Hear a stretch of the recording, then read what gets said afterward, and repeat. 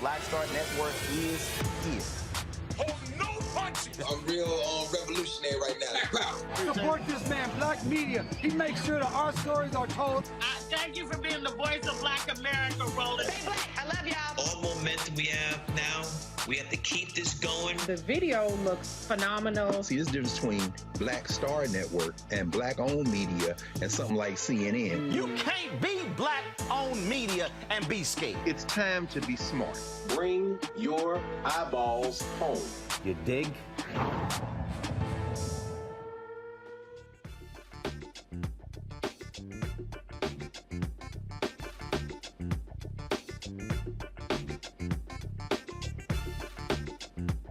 Today is Wednesday, November 2nd, 2022. Coming up on Roland Martin Unfiltered, streaming live on the Black Star Network 6 days from Election Day. It is a race to the finish in the hour. President Joe Biden will be speaking about the power of democracy and it being at stake in this election. We'll also talk with Terrance Woodbury, who is, of course, the founder of HITS, a polling firm. He'll be founding a part of his strategies, polling firm, talking about the poll that he did that with, of course, Alicia Garza's group. We had her on yesterday. They gave some revealing information regarding black voters and the type of messaging that should be focused by candidates between now and Election Day to turn black folks out. Trust me, it's a conversation you do not want to miss. Also, a federal judge issues a temporary restraining order against a group monitoring ballot drop boxes in Arizona. Also, there were surveillance cameras that were actually watching the home of Speaker of the House Nancy Pelosi, captured the break-in on video, but no one was paying attention. Also, folks, I'll talk to the president and executive director of the Asian Americans Advancing Justice and the director of Latino Justice Racial Coalition Institute about the Supreme Court likely ending affirmative action. Why aren't Asians and Latinos up in arms about this? Why are only African Americans leading the fight? We'll talk about it with them. That and more. It is time to bring the funk. I'm Roland Martin Unfiltered on the Black Star Network. Let's go.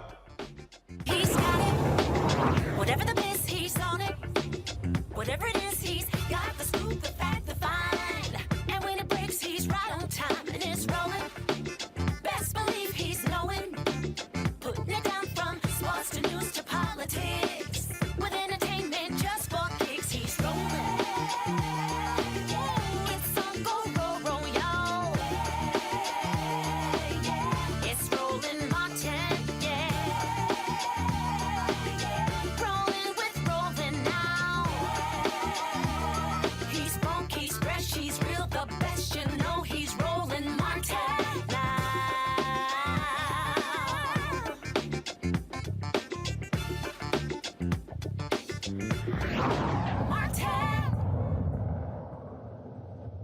6 days until Election Day. Early voting is taking place right now all across the country. It is ending in some places as well. What we are doing, folks, is examining what's going on. Tomorrow, I'm actually going to be in Texas. I'll be in Texas tomorrow. We'll be having an event there. Folks, looking forward to that. In Arlington, Texas. We'll be in Houston on Monday, focusing on getting folks out to vote. This fight for democracy. And so we'll give you those details a little bit later.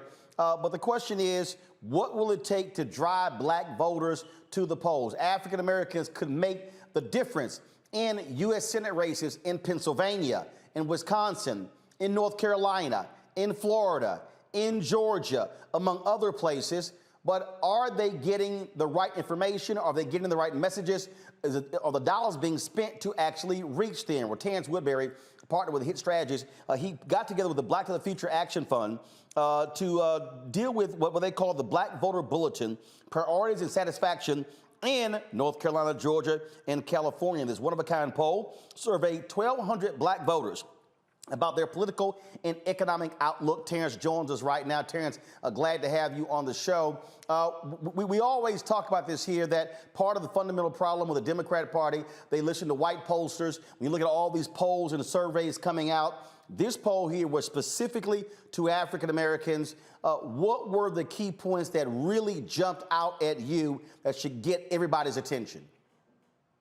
Absolutely, Roland. Thanks for having me, man. I was honored to partner with Alicia Garza and Black Future Labs on this very important research to understand black voters in the eve of this election. In the final stretch here, we conducted this poll about 4 weeks ago, so this is still very current, very fresh data.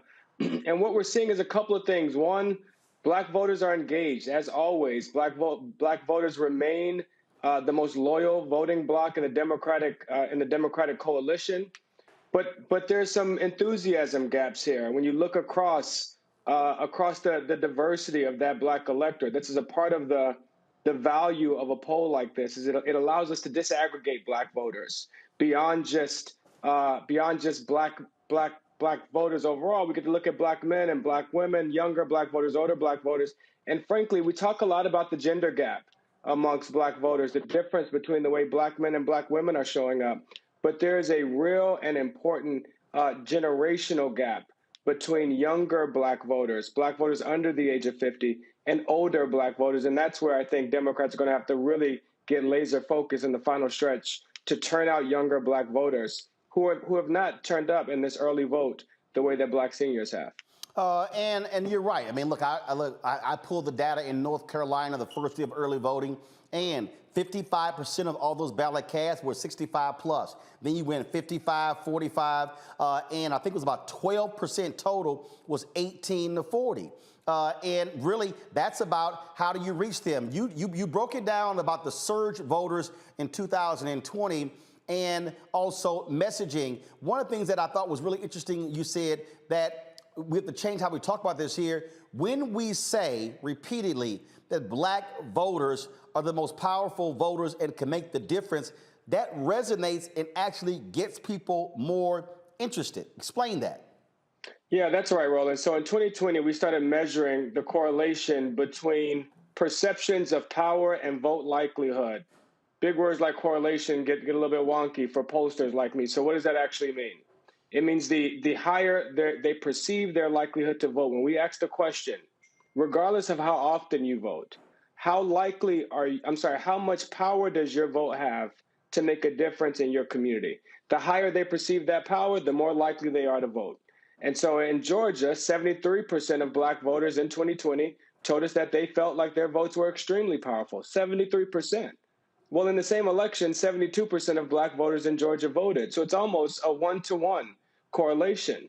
But since then, we've seen erosions in those perceptions of power, especially amongst younger black voters and black men, where those perceptions drop by 20 and in some places 30 points. Well, if that correlation holds, Roland, and we see a 20-point reduction in black men or younger black voters turnout, the same way we've seen a reduction in their power, then we don't stand a chance in the battleground state that you just listed. And so we're encouraging campaigns, candidates, and advocacy groups that are reaching out to black voters is to start with the declaration. Black voters are the most powerful voters in this country and will determine the direction of the nation, because it really is empowering and begins to remind them of the collective power that we have and not just the power of their individual votes. Now, one of the things that I thought was really interesting, you said, don't use the phrase voter suppression. Why? Man, voters, we sometimes we get caught up in some of the jargon of inside baseball. Voter suppression we've done 200 focus groups since 2020, and a lot of them have been geared around the way that Republicans are changing the rules of engagement of how, when, and where we vote. Those rules have been changing, especially in the battleground states that you just listed: Georgia, Wisconsin, Pennsylvania. In fact, I was in focus groups in Pennsylvania just 3 weeks ago in Philadelphia, where a black man told me, when I was asking about voter suppression and how concerned they were that voter suppression efforts would make it harder for them to vote, and he told me explicitly that if voting is going to work anywhere, it's going to work in Philadelphia, and that voter suppression wouldn't stop. And in fact, voter suppression is just a distraction. It's something that we dealt with back in the civil rights movement. Well, that is the perception that's associated with the word voter suppression. But when you start to list examples, when you start to name the efforts, the tactics that are underway, the lines are getting longer, the precincts keep changing, the purging of voting rolls where people have to keep re-registering, or the new ID requirements popping up state by state, or frankly, former felons in Florida being arrested for casting their votes. Well, these are all things that people are more familiar with than the perception of voter suppression from the 60s. And so we gotta raise the urgency of these things and remind them that today, efforts to make it harder to vote, which is what we should be calling voter suppression, just call it what it is. Efforts to make it harder for you to vote, and pointing at examples of those things and reminding them that this is not an effort to suppress every single black vote. This is not an effort to prevent all black people from voting, but it is an effort to make it just hard enough, to create just enough friction, to erect just enough barriers that just enough black voters turn around. And a reminder to your listeners that states like Georgia were decided by less than 12,000 votes. When I'm in Atlanta, I remind people that's like 3 Grady high schools. And that's the goal of these efforts, is to confuse, disorient, and to create just enough friction that just enough black voters turn around and go home. So you're saying don't use the phrase voter suppression, actually say what they're doing. That's right. Call it what it is. They are trying to make it harder for you to vote, and then show them examples. That's why your lines are getting longer. That's why your precinct keeps changing. Because when we name these things as examples, they become more vigilant to them.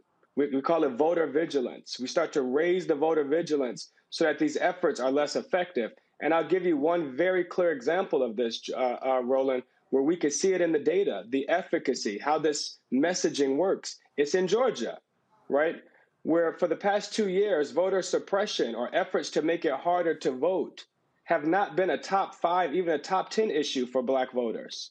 Well, in Georgia, it's a top 3 issue because people like Stacey Abrams and groups like Fair Fight and New Georgia Project and Black Voters Matter and many others have raised the urgency of these issues, have kept it on the forefront.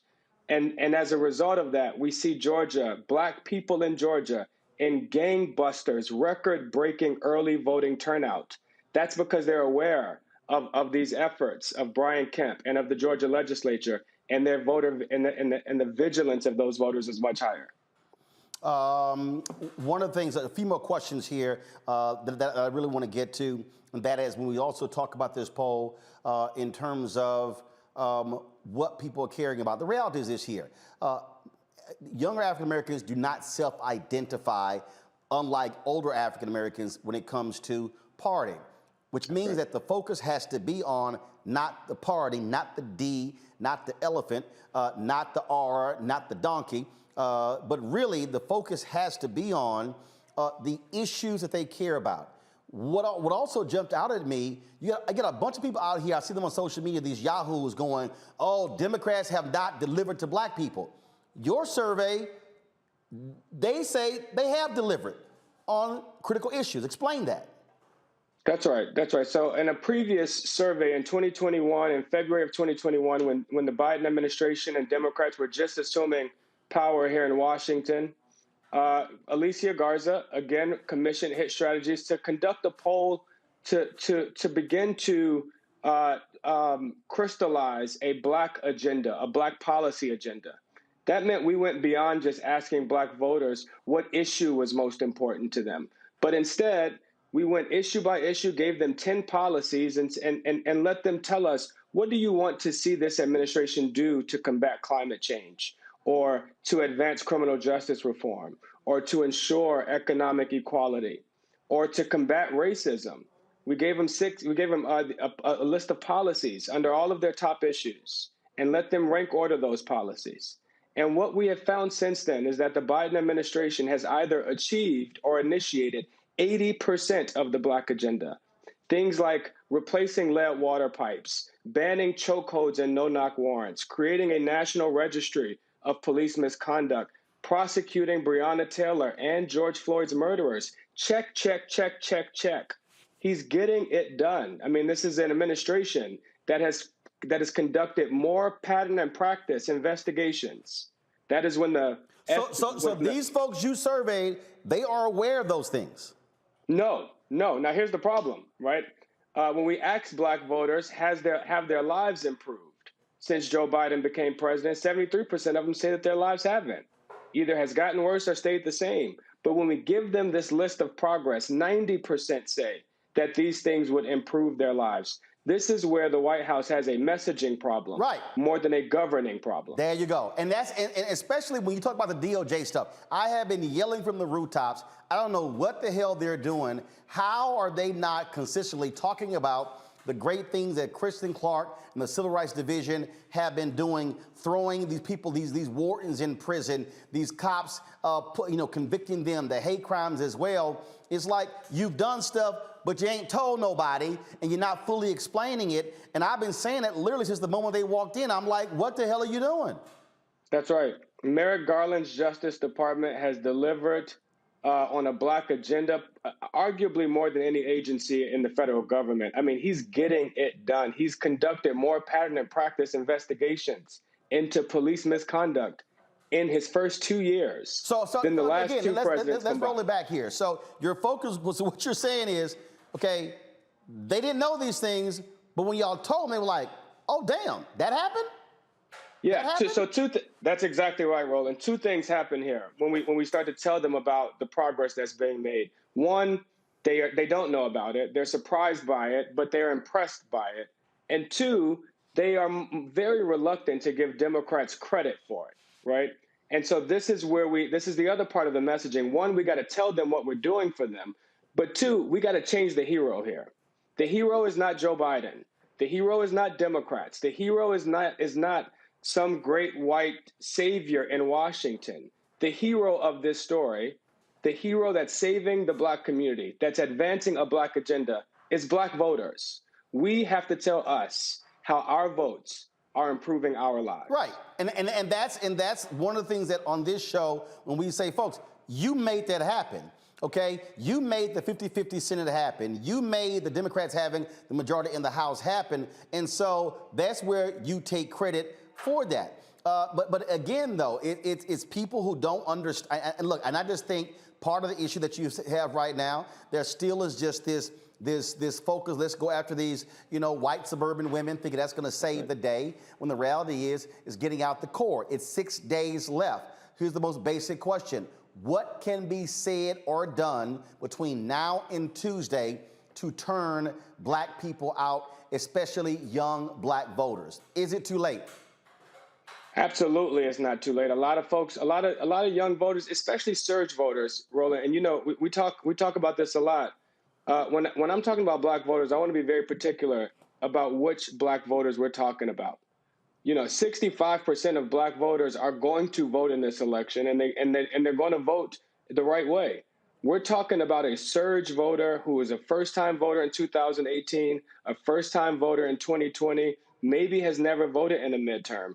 Well, for those voters, they're just tuning in. This election hasn't been going on for them for over a year like it has been for many of us. It just started getting loud when every single ad during the football game or every single ad during The Voice is about politics. Well, now they're paying attention.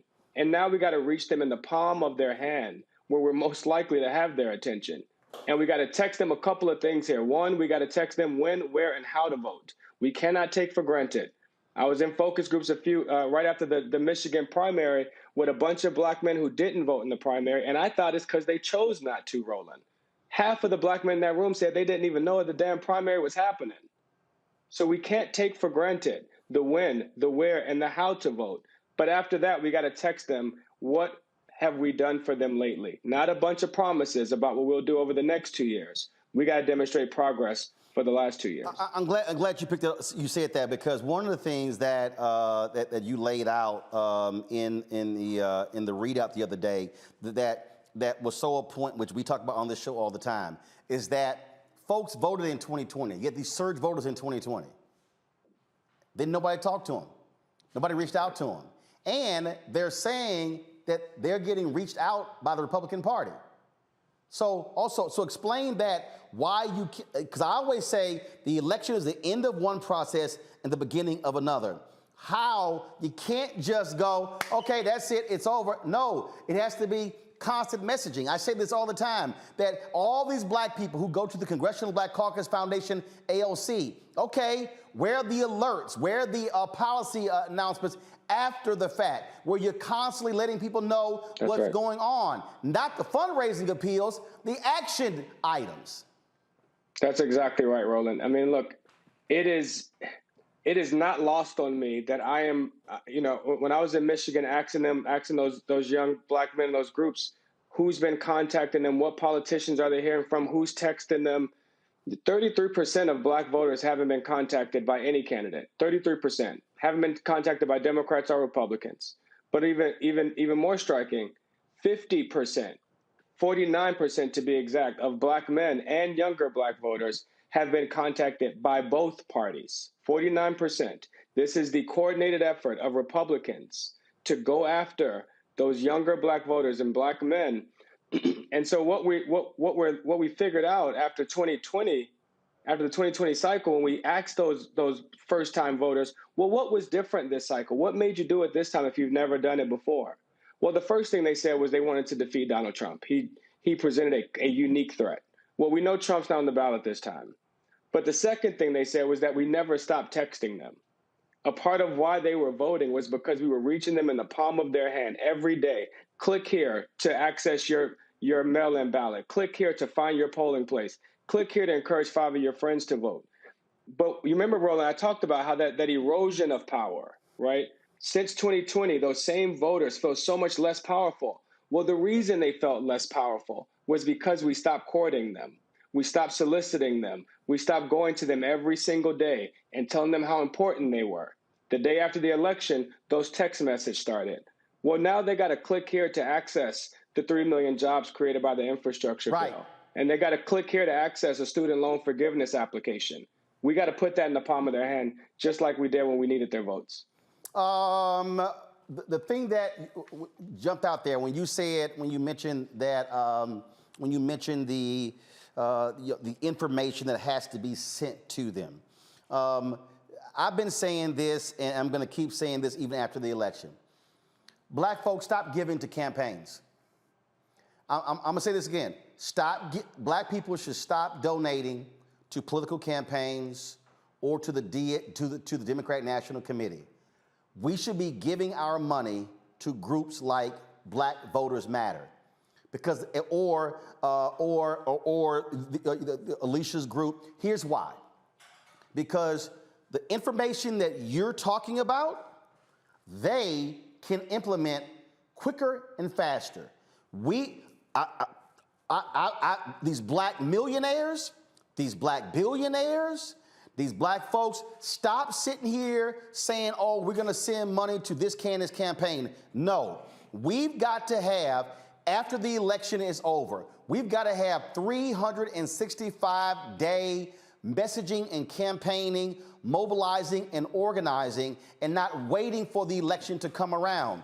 And so that means that we should be saying, hey, Black Voters Matter should have a $20-25 million annual budget we're contributing to, because what they can then do their own commercial that takes the data from your focus groups and from these surveys and put it into action. Because the problem we have right now is we have all this information, and then we go over here to these, frankly, let's be honest, the Democrat or progressive groups where these white strategists are in control of the entire apparatus, and they just ignore folks like you or Cornell Belcher or Ron Lester and so many others, and then they just go along and do what they do, and then all of a sudden, oh, let us try to come in and save their asses at the last second. I mean, look, all of a sudden, my phone has been ringing off the hook in the last 5 days. All of a sudden, I got, hey, can we run this? We got this ad. Can we run this? Can we run this? And I'm sitting there going, where y'all been for 6 months? We were ready in March. That's right. That's exactly right, Roland. You know, I cannot agree more that there are groups, these grassroots organizations, groups like Black Votes Matter, groups like Black Future Labs, but also local organizations like New Georgia Project and Block Wisconsin and Detroit Action, who have committed to year-round 365-day engagement. They're not engaging Black voters for their votes. They're engaging Black voters to empower them with what they need. Sometimes that includes their votes.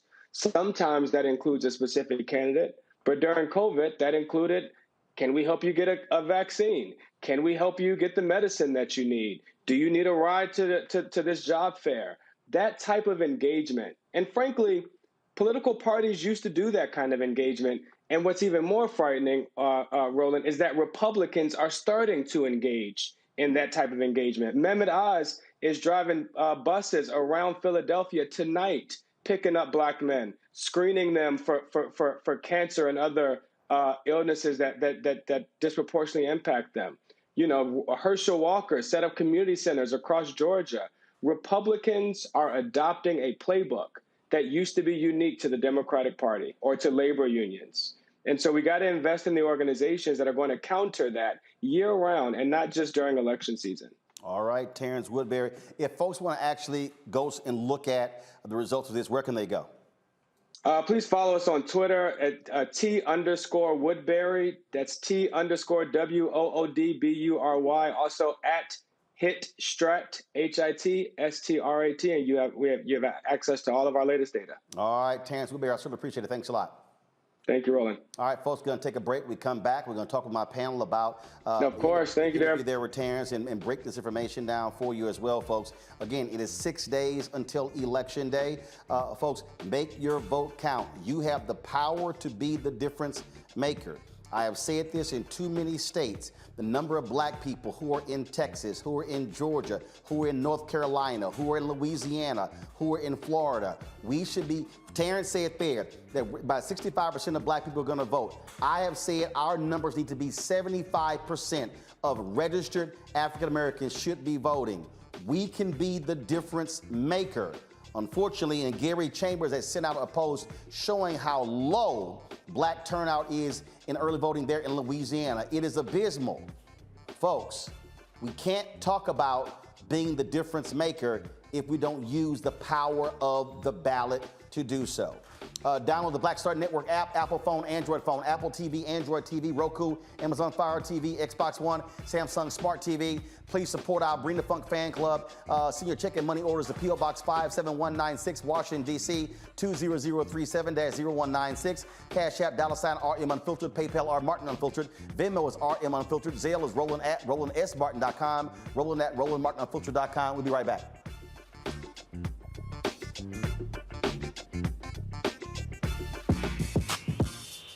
When we invest in ourselves, our glow, our vision, our vibe, we all shine. Together, we are Black beyond measure. It's time to know your rights.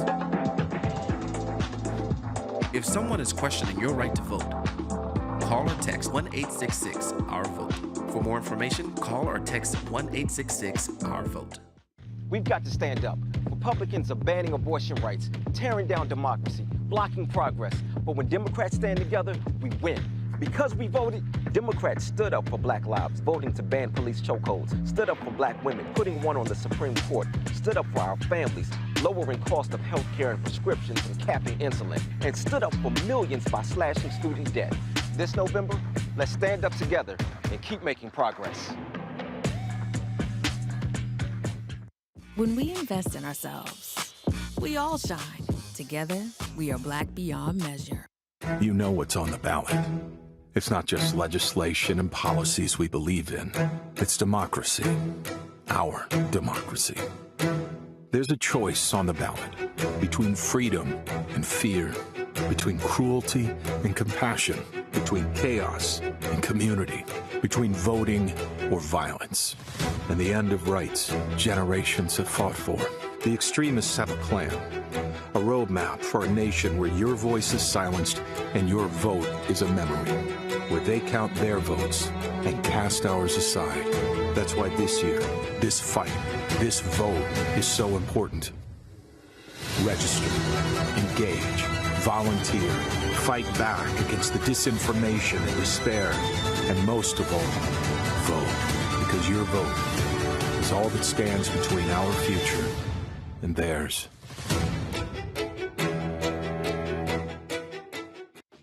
My name is Charlie Wilson. Hi, I'm Sally Richardson Whitfield. And I'm Dodger Whitfield. Hey everybody, this is your man Fred Hammond, and you're watching Roland Martin, my man, Unfiltered.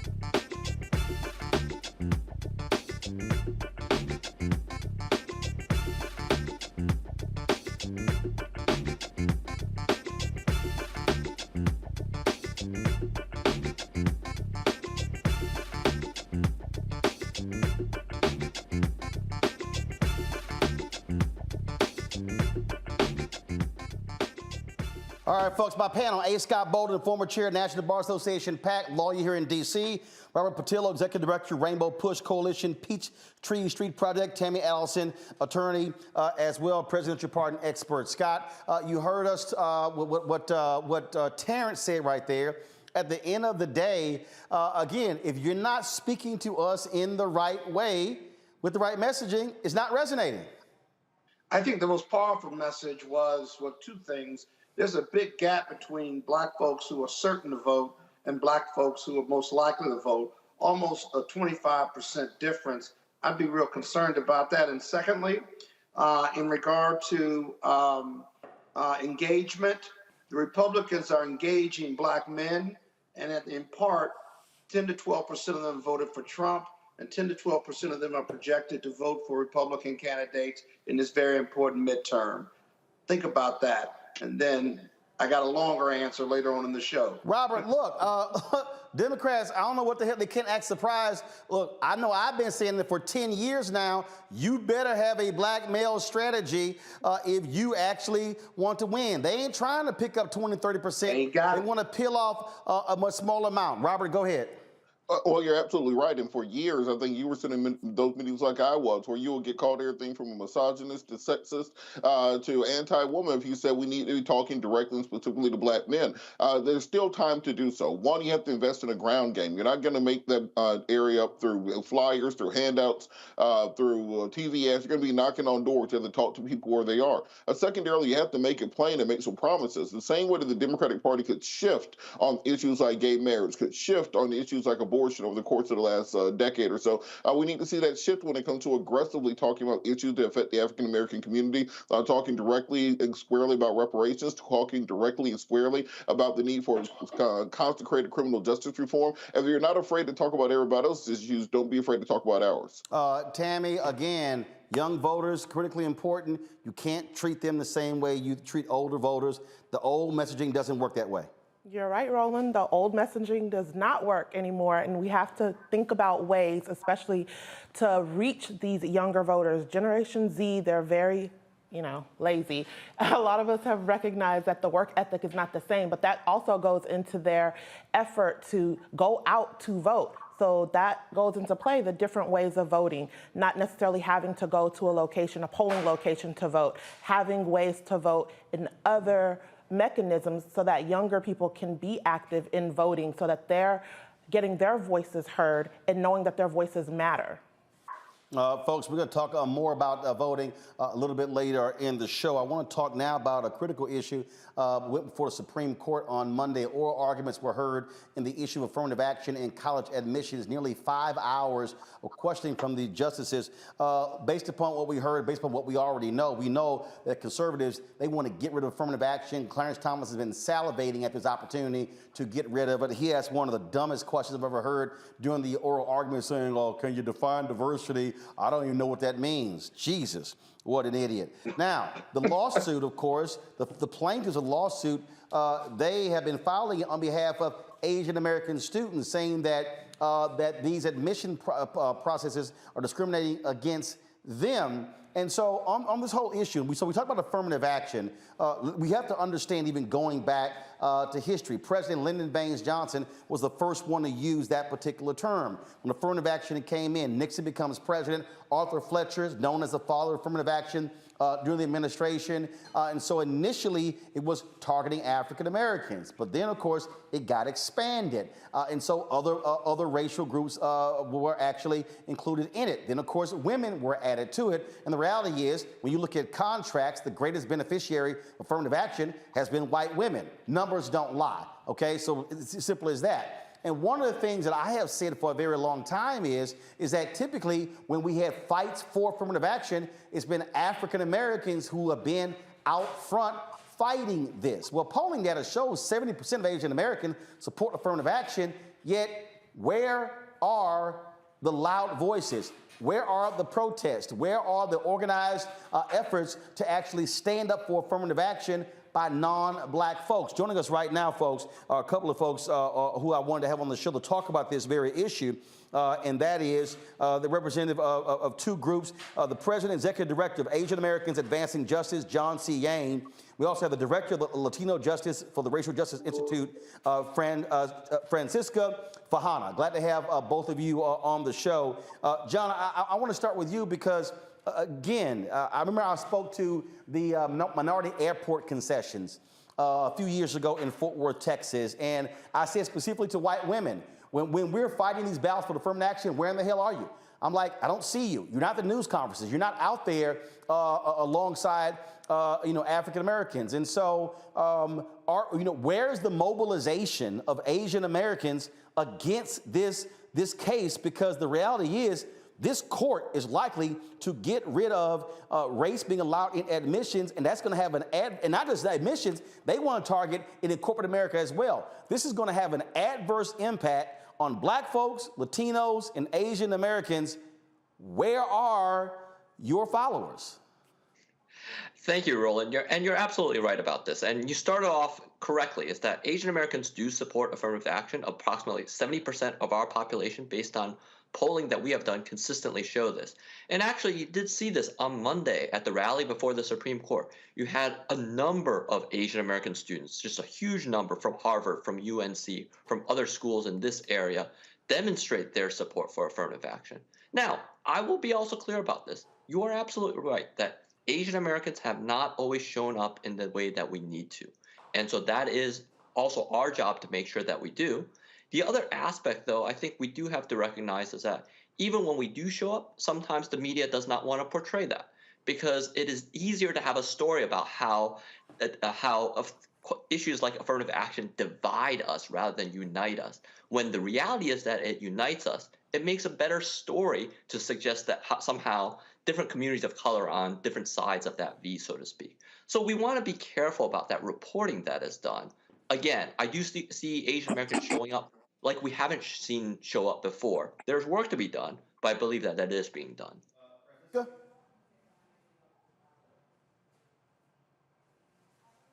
Francisca? Oh, thank you. Thank you, Roland, for having me. And I'm glad to share the stage with John.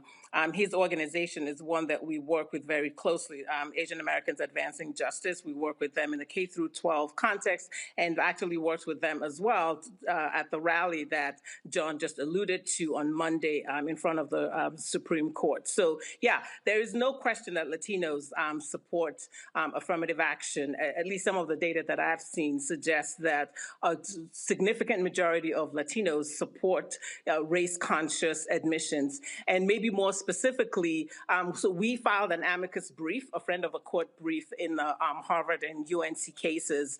And we were joined in the brief that we filed by a whole range of Latino organizations, elected officials. We were all joined by organizations that represent the Medical Association, the Hispanic Bar Association, and a whole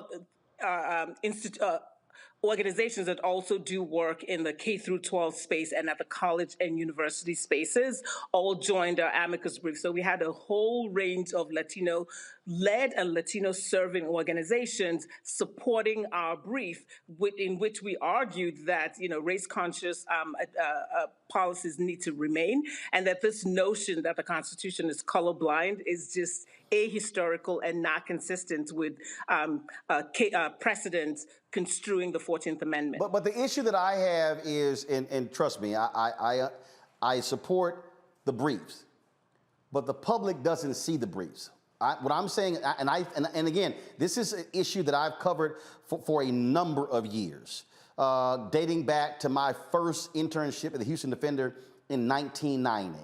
And I can tell you, this has been one of those consistent issues that I've seen in certain cities, depending upon what happens. And I can tell you, being a native of Houston, when they were trying to get rid of the city of Houston's affirmative action programs. I mean, the reality is the Vietnamese community in Houston has benefited greatly from affirmative action programs.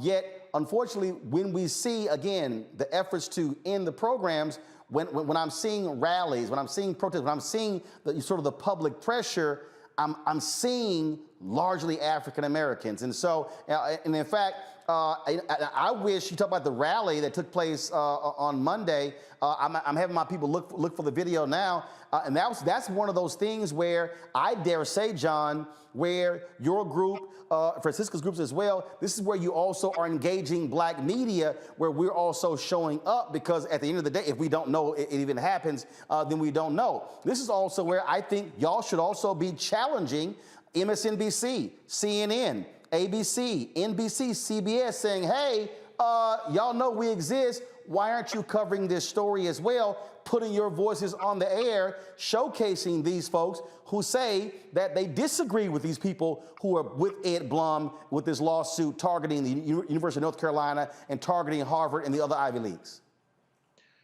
Yeah, if I might, I completely agree with you. And I think that has been a large part of our strategy over the last few years, in particular, since the Harvard and then later the UNC cases started, is making sure that the media has that right narrative. Because initially the narrative had been around how Asian Americans were the plaintiffs in the Harvard case. And let me be clear about this, right? If we saw discrimination, then we would have a different analysis. But it is clear that Asian Americans are benefiting from it. So we need to get that message across to make sure that people understand where we stand, make sure that we are visible in the ways that you have talked about, make sure that the media sees that we are visible in the ways that you have talked about. So I think there has to be a large strategy behind this. I think the other thing to say is that, look, I make no bones about the fact that for Asian Americans sort of organizing, we are still in this country, certainly the newer generation, right? And so in terms of getting us to show up at rallies, again, I'm not trying to apologize for our community, but it is a different organizing effort. As you know, it takes a great deal of effort to organize, a great deal of effort to show up, make sure that the community feels the need to engage. And that's part of the process that all of us need to engage in. I also very much appreciate what you're saying around making sure that we know that the Black media knows what we are doing, and making sure that we have news conferences that includes everyone as part of that process. Look, going forward, Francisca, look, this ain't ending. I have a new book out called White Fear, How the Browning of America is Making White Folks Lose Their Minds. And in that book, I talk about that. Look, these are not new battles. This is going to be continuing. They're going to continue this here, and this is not the end. There are 4 cases. They don't just want to get rid of race being used in college admissions. They want to target corporate America. They want to target every single initiative for all its flaws. For all its flaws, affirmative action has been one of the best ways to be able to advance the interest of minorities in this country. I remind people all the time, it's only been 54 years since Dr. King was assassinated. And the reality is, look, I'll be 54 on November 14th, and I was born into an America where I was not a fully free American based upon the laws in our system.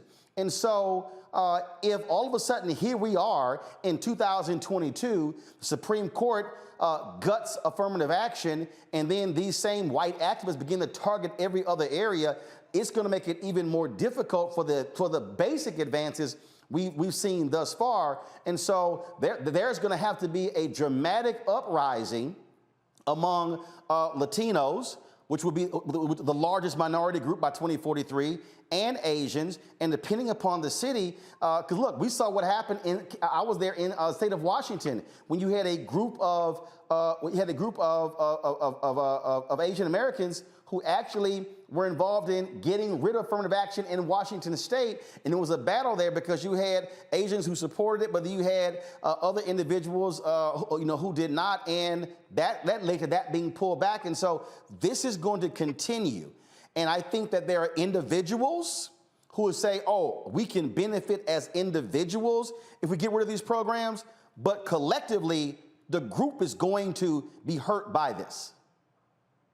Yes, there's no question or doubt about that. And you're right about, other contexts in which these folks are pushing to end race consciousness. So in the K through 12 setting, where school districts are not even using race conscious policies and are using race neutral policies to equalize and expand opportunity for Latino and African American students, these folks are pushing back in that arena as well. So they are really striving for the so-called colorblindness. And I couldn't agree with you more that yes, we need to be pushing on all cylinders. Latinos need to be really out front, and we are. Our organization, Latino Justice, is very clear that we support race conscious admissions policies and we support equalizing opportunities in the K through 12 K-12 context as well. We in coalition and in alliance with, other minority-based organizations, like the AAJC, as I said earlier, LDF, and a number of other civil rights organizations and community-based organizations, are really out front and very, very clear that we support equalizing opportunities not only for all students, for all racial groups. John, final comment. John, go ahead. Sure. One thing I would add is it's not lost on us that after the Fisher case, Ed Blum specifically and expressly said he's looking for Asian American plaintiffs. That's part of their strategy, is to try to target a few Asian Americans and to get them to side with his side and suggest that somehow this is where the problem is. He's trying to divide us. Those groups are trying to divide our communities. And it's all of our jobs, and certainly especially for the Asian American community, to demonstrate that we are united on this, that race does matter. Race-conscious admissions in both university setting and K through 12 makes sense, and that's how we're going to move forward together. All right, then. John Yang, Francisca Fajana, we certainly appreciate both of you. Thanks a lot. Thank you. All right, bring my panel back into this here. Robert, Reverend Jackson led the Rainbow Coalition. He saw a long time ago how you have to have this multiracial coalition advancing and driving these issues. And look, that's what it's going to take. Look, I keep saying to folks, 2043, everything, Robert, is about 2043. That's what we're dealing with. And you got white Americans, they are trying to hold on to this power as long as they can, Robert. Yeah, you're absolutely correct. And we have to remember, we've seen this before. If you look at what happened at the end of apartheid in South Africa, the former ruling party was able to entrench themselves in the judiciary, entrench themselves in the bureaucracy of the nation in order to maintain control, by leveraging the strings of power from behind the curtain. What we're seeing with the Republican Party is over the course of the last decade or so, they've decided to take over the U.S. judiciary. Donald Trump was able to appoint nearly 300 federal judges. We saw the theft of the seat of Merrick Garland and to create the 6-3 majority for Republicans. And they've made it very clear with the Dobbs decision that precedence does not matter. Stare decisis does not matter. They will be legislating from the bench. And I think that we're going to see everything that we consider to be the Civil Rights movement, from the Civil Rights Act of 64, voting rights in 65, fair housing in 68, on down the line, be overturned in the next several years by this court. And we have to be ready for a legislative response. Tammy, when we talk about, again, the attacks here, what we're talking about is law schools, dental schools, medical schools, not just undergraduate as well. They want to go after any affirmative action program in America. They sure do, Roland. And you made that statement about the question that Clarence Thomas asked about him not even knowing what diversity was. But on the polar opposite, the newest Supreme Court Justice, the KBJ, the first Black Supreme Court Justice, asked a very poignant question. And she asked the question of the comparison between white legacy admissions to these types of institutions compared to Black legacy admissions. And going back historically, the legacy admissions of those that are white, they didn't have any oppressive systems preventing them from being admitted. Whereas when you look at a Black family history, they're slaves. So of course there's oppressiveness that goes into the descendants of slaves being admitted fairly into these types of institutions. And that was a very important question that she asked. And I think a lot of people missed that relevancy of that as to why affirmative action is still necessary so that underrepresented groups have a fair playing ground as it relates to admissions into these types of institutions, because that results in underrepresented groups having an equal shot at being in these types of professions as our white counterparts. Scott, and again, when I talked about these lawsuits, they want to go after NASDAQ and some of the corporate rules as well, and that means they're going to be coming after law firms. They're going to be coming after all of these areas where we have seen advances as a result of diversity efforts. And I keep saying, these folks, they hate affirmative action, they hate diversity, equity, and inclusion, they hate multiculturalism, they don't like anything that was designed to fix the wrongs previously. They want to act as if we're all starting from the exact same page, which we all know is bullshit. Yeah, it's not that they don't like it, it's that they don't believe it exists. They want a colorblind society with racism still existing. Law firms have a consciousness now and a sensitivity to it, but let's not be confused. The numbers in law firms and architectural firms and business firms, if you will, Wall Street, haven't really changed that much. It's interesting, it's a goal, but still, discrimination still exists. The fact that our numbers have not increased tells you there's much work to be done. Clarence Thomas doesn't ask the question about what is diversity because he really is dumb. He asked the question because he doesn't believe it exists, nor should it exist. So that's the quagmire we're in, but it's a false narrative. It's a false premise because racism is all around us. If you're white or Asian and you argue that you haven't experienced it, well, wait a minute. You're in a protected class. That's the core of affirmative action and the core of race discrimination cases. Now, if you're legacy, you're not in a protected class. And so there's a real dichotomy that you can't compare both of those. One has legal protection, the other one doesn't. And so it'll be interesting to see what this conservative court does with these two cases while in pitting Chinese Americans and Asian Americans against everybody else who's in a protected class. But my sense is that they're going to take a conservative view of it and they're going to do away with it. And then voting becomes even more important as we lead up to 2043. All right, folks. Right now, President Joe Biden is about to speak on this election, as well as with democracy being at stake. This is a major address. Of course, he was in Florida yesterday at a rally last night, and he, of course, is now again talking about the importance to protect democracy. And let's go to him live. The assailant ended up using a hammer to smash Paul's skull. Thankfully, by the grace of God, Paul survived. All this happened after the assault, and it's hard to even say. It's hard to even say. After the assailant entered the home asking, "Where's Nancy? Where's Nancy?" Those are the very same words used by the mob when they stormed the United States Capitol on January the 6th, when they broke windows, kicked in the doors, brutally attacked law enforcement, roamed the corridors, hunting for officials, and erected gallows to hang the former Vice President, Mike Pence. It was an enraged mob that had been whipped up into a frenzy by a president repeating over and over again the big lie that the election of 2020 had been stolen. It's a lie that fueled the dangerous rise in political violence and voter intimidation over the past 2 years. Even before January the 6th, we saw election officials and election workers in a number of states subject to menacing calls, physical threats, even threats to their very lives.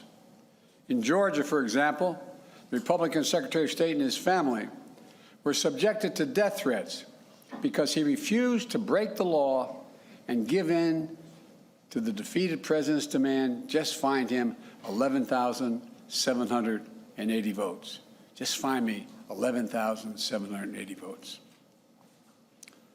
Election workers like Shay Moss and her mother, Ruby Freeman, were harassed and threatened just because they had the courage to do their job and stand up for the truth, to stand up for our democracy. This institution, this intimidation, this violence against Democrats, Republicans, and nonpartisan officials just doing their jobs are the consequence of lies told for power and profit, lies of conspiracy and malice, lies repeated over and over to generate a cycle of anger, hate, vitriol, and even violence. In this moment, we have to confront those lies with the truth. The very future of our nation depends on it. My fellow Americans, we're facing a defining moment, an inflection point. We must, with one overwhelming, unified voice speak as a country and say there's no place for voter intimidation or political violence in America, whether it's directed at Democrats or Republicans. No place, period. No place ever. I speak today near Capitol Hill, near the U.S. Capitol, the citadel of our democracy. I know there's a lot at stake in these midterm elections, from our economy, to the safety of our streets, to our personal freedoms, the future of health care, Social Security, Medicare. It's all important. But we'll have our differences. We'll have our difference of opinion. And that's what it's supposed to be. But there's something else at stake. Democracy itself. I'm not the only one who sees it. Recent polls have shown that an overwhelming majority of Americans believe our democracy is at risk, that our democracy is under threat. They too see that democracy is on the ballot this year, and they're deeply concerned about it. So today, I appeal to all Americans, regardless of party, to meet this moment of national and generational importance. We must vote knowing what's at stake and not just the policy of the moment, but institutions that have held us together as we sought a more perfect union are also at stake. We must vote knowing who we have been, what we're at risk of becoming. Look, my fellow Americans, the old expression, freedom is not free. It requires constant vigilance. From the very beginning, nothing has been guaranteed about democracy in America. Every generation has had to defend it, protect it, preserve it, choose it. For that's what democracy is. It's a choice, a decision of the people, by the people, and for the people. The issue couldn't be clearer in my view. We, the people, must decide whether we will have fair and free elections, and every vote counts. We, the people, must decide whether we're going to sustain a republic where reality is accepted, the law is obeyed, and your vote is truly sacred. We, the people, must decide whether the rule of law will prevail, or whether we will allow the dark forces that thirst for power put ahead of the principles that we've long guided us. You know, American democracy is under attack because the defeated former president of the United States refuses to accept the results of the 2020 election. He refuses to accept the will of the people. He refuses to accept the fact that he lost. He has abused his power and put the loyalty to himself before loyalty to the Constitution. And he's made a big lie an article of faith in the MAGA Republican Party, the minority of that party. The great irony about the 2020 election is that it's the most attacked election in our history, and yet, there's no election in our history that we can be more certain of its results. Every legal challenge that could have been brought was brought. Every recount that could have been undertaken was undertaken. Every recount confirmed the results. Wherever fact or evidence had been demanded, the big lie has been proven to be just that, a big lie, every single time. Yet now, extreme MAGA Republicans aim to question not only the legitimacy of past elections, but elections being held now and into the future. The extreme MAGA element of the Republican Party, which is a minority of that party, as I said earlier, but is its driving force, is trying to succeed where they failed in 2020, to suppress the right of voters and subvert the electoral system itself. That means denying your right to vote and deciding whether your vote even counts.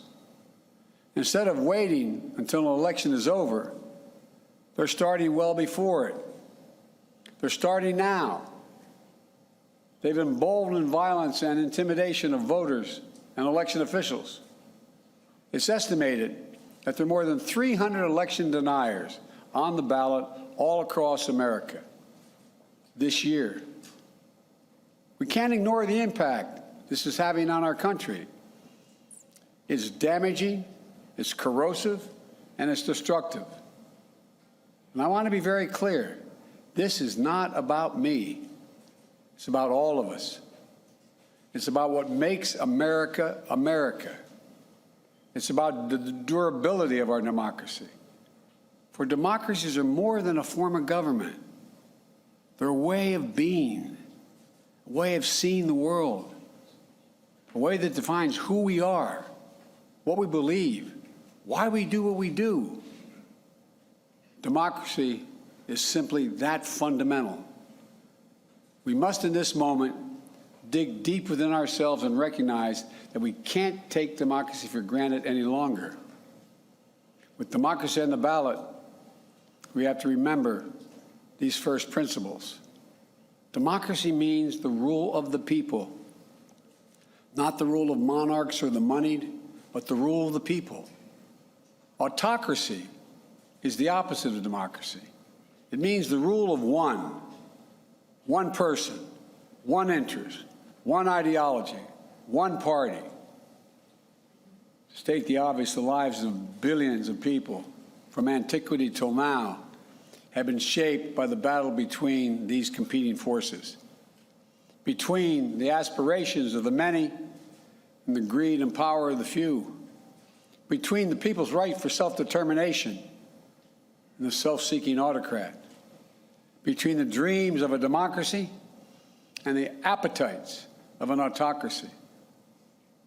What we're doing now is going to determine whether democracy will long endure. It, in my view, is the biggest of questions. Whether the American system that prizes the individual, bends towards justice, and depends on the rule of law, whether that system will prevail. This is the struggle we're now in, a struggle for democracy, a struggle for decency and dignity, a struggle for prosperity and progress, a struggle for the very soul of America itself. Make no mistake, democracy is on the ballot for all of us. We must remember that democracy is a covenant. We need to start looking out for each other again, seeing ourselves as we, the people, not as entrenched enemies. This is a choice we can make. Disunion and chaos are not inevitable. There's been anger before in America. There's been division before in America.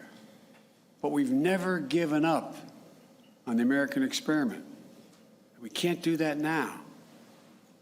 The remarkable thing about American democracy is this: just enough of us, on just enough occasions, have chosen not to dismantle democracy, but to preserve democracy.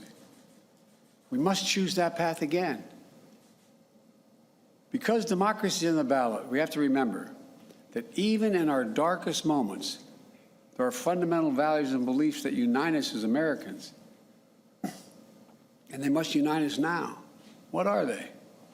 Well, I think first, we believe the vote in America is sacred, to be honored, not denied, respected, not dismissed, counted, not ignored. A vote is not a partisan tool to be counted when it helps your candidates and tossed aside when it doesn't. Second, we must, with an overwhelming voice, stand against political violence and voter intimidation, period. Stand up and speak against it. We don't settle our differences in America with a riot, a mob, or a bullet, or a hammer.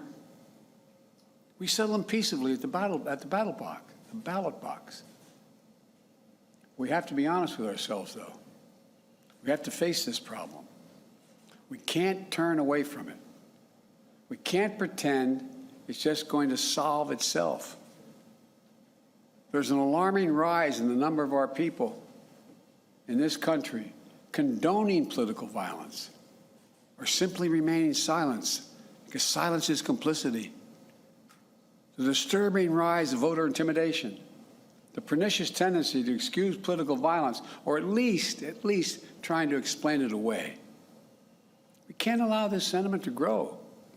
We must confront it head on now. It has to stop now.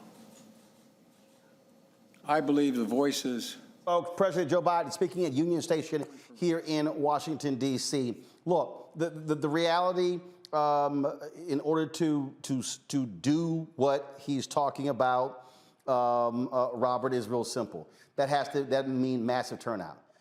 And the reality is, when you look at this enthusiasm, obviously you've got these MAGA people, you've got folks in Arizona and New Hampshire, these right-wing folks. They are sucking up to Trump. They're sitting here, you know, that they desperately want to be in charge. You've got these independents out here who are blaming Democrats for the economy, even though we're dealing with worldwide inflation, you name it. And I keep warning people, and let me go ahead and say it now, hashtag, we tried to tell you, if these people, if these idiots, if a Kerry Lake wins in Arizona and a Blake Masters, if that dumbass Herschel Walker wins in Georgia, if that fool Bolduc wins in New Hampshire, if Joe Budd, Ted Budd, if he wins in North Carolina, we send that idiot Ron Johnson back in Wisconsin. I mean, we're talking about crazies. Look, if the Republicans get control of the Senate, who's going to be over the Senate Health Committee? My God, Rand Paul, who has sucked up to Donald Trump more than anybody else.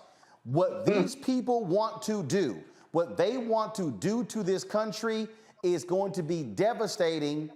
And everybody who stays at home, you can't say a damn word because you didn't do anything about it. Well, you know, Roland, it's interesting.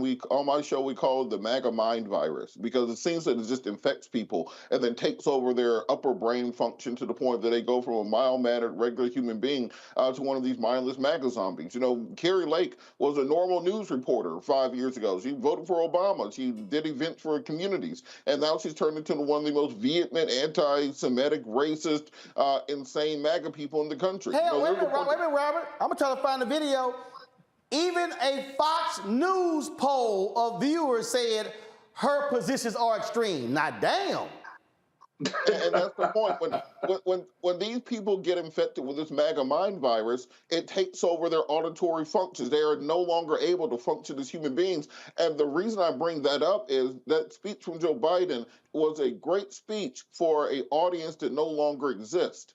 He's trying to talk to these white moderates in suburbs. He's trying to talk to these older people, the JFK voters, the boomer generation, about Social Security and Medicare and bringing the nation together for the good of the country. That America is gone. It does not exist.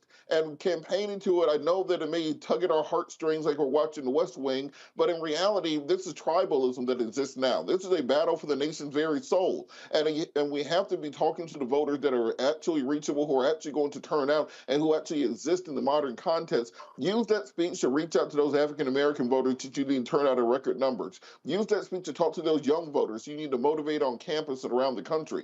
But talking to this imaginary Rust Belt, Ma and Paul just got back from the coal mine and they may or may not vote for a Democrat, I'm going to reassure them that voter doesn't exist anymore. They've got in the MAGA mind virus. They're not coming back. Campaign to the people who are actually going to vote for you.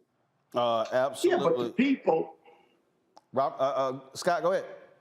The people who you just named, Robert, they get so much of that, they don't need the speech. I was like you. I'm listening to this great speech and I'm thinking, who is he talking to? Because the people who he's trying to change their minds, these white suburbanites, educated or otherwise college educated, even at their core, you know, they are fearful of 2043. And so, you know, listen, guys, you know, the other thing is our democracy is not guaranteed. It's been around for 25 years or more. That's a phenomenal experiment. You know, if you look at every other country in the Western world, whether it's democratic now or not, most of them were autocratic at various times over the last, 3,000, 4,000, 5,000 years. And so America has been blessed that we believe in the rule of law. But half of America doesn't believe in the rule of law anymore. They believe in political violence, right? There's going to be a war, a civil war, a race war, the closer we get to 2043. In fact, I think Roland may have said it and others have, we're in a political civil war right now. And those white voters that the Democrats keep courting aren't coming back. They haven't been with us, elected a white president or a Democratic president since LBJ. And so the Democrats play a key role in bringing this country together by acknowledging their core voters that are black, brown, and gay, versus trying to go get those white voters, whether middle America, rural America, college educated or not, who are not with the Democratic Party, who are Republican and not coming back because the Democratic message may help them, poor or middle class, but they don't believe that the Democrats are talking to them. When they hear Biden's message, they believe that Biden is talking to the core Democratic voters, black, brown, and gays, and even the Republicans understand that. Yet the Democrats run from that. They spend all their money trying to chase middle-class white voters who they're never going to convince. And so, great speech, I think is necessary, but it is going to be far harder every day, well, no matter what happens in the midterms and stuff. I believe political violence is going to become an acceptable norm, and we've got to defend ourselves physically as well as intellectually. Well, Tammy, the thing I'm talking about is not even really, my focus is not even political violence. What it is, and Robert laid it out, and that is these maggots, and that's what they are crazy and deranged. What Donald Trump, and this, he took it out of the page of Hitler. When you demonize truth, when you demonize the media, you literally could be saying the sky is blue. And they'll go, no, it's not. The sky is not blue. All facts. The sky is absolutely black. And you're like, fool, look up. Nope, that ain't blue. They will believe whatever this nutcase says. And then what happens? Then you have people like Chris Christie, Lindsey Graham, Mitch McConnell, Ted Cruz, and on and on and on. Individuals who, if you talk to them privately, they likely will tell you how dumb of an idiot Donald Trump is. But they crave power. They absolutely crave power. And by them craving power, it's all about who is in control. I look at the feed of Eric Erickson, right there in Georgia. Robert knows him well. Radio talk show host. He's always talking about Christianity and morals and values. He is so pro Herschel Walker, it's as if none of the stuff mattered. Dana Lash, same way. They do not, this is what Democrats are going to have to understand, and progressives are going to have to understand. These people are immoral. They do not care about morality. They do not care about principles. They do not care about ethics. They do not care about character. They care about winning. And that's all that matters to them. And when you are facing somebody who doesn't care about morals, values, ethics, and principles, and all they care about is power, well, you damn sure better be as ruthless in opposing them, because they will run the table, Tammy. Absolutely, Roland. And, you know, there's a lot to unpack with a lot that you said. But the main part of what you just stated is, how did we get here? And if we really think about how we got here, you got to go back in time to 2013, Roland. 2013 is when Shelby County, Alabama sued the Department of Justice when the Democratic Eric Holder was the Attorney General and Barack Obama was the president. The Democrats were in control back then, right? So whenever Shelby County, Alabama sued the Department of Justice, that was attacking Section 4B of the Voting Rights Act and taking it out. That's 2013. Democrats are in power. The Supreme Court decision said it was unconstitutional. So in 2013, it could have been addressed right then and there as to how to make it back constitutional by making a minor change to define what was discriminatory in that Section 4B in Shelby County, Alabama, in order to restore that portion of the Voting Rights Act. Oh, not until the Republicans started getting smart and figuring it out, and the state started doing this really wishy-washy stuff of this voter suppression that earlier in the show we were told not to use the word voter suppression. Let me break down what the voter suppression is. Whenever the Republicans in these states are switching up the laws in order to let underrepresented groups not vote or come up with weird laws and requirements for them to vote, that's going back to that Supreme Court decision in 2013, where the Democrats are now, currently in 2021, trying to scramble to figure out how to close that little loophole. Newsflash, that loophole has been open since 2013. That's why these midterm elections are so important, so that we can have people like Jasmine Crockett in Texas District 30 that can come in as a freshman congresswoman that has a legal background, that understands how the legislative branch also works, so that we can have some change, so that we don't see these quote-unquote crazy things happening anymore. We can start talking about the For the People Act, which is separate and distinct from the John Lewis Act. For the People Act is exactly what you're talking about, Roland. Essentially, all it means is that we're going to have ethics and professional responsibility in order to ensure that the voting system in this country remains pure and it remains a system in which we can rely upon, and people are not lying and doing all the types of wishy-washy things that we're talking about that results in those MAGA people and the quote-unquote crazies here.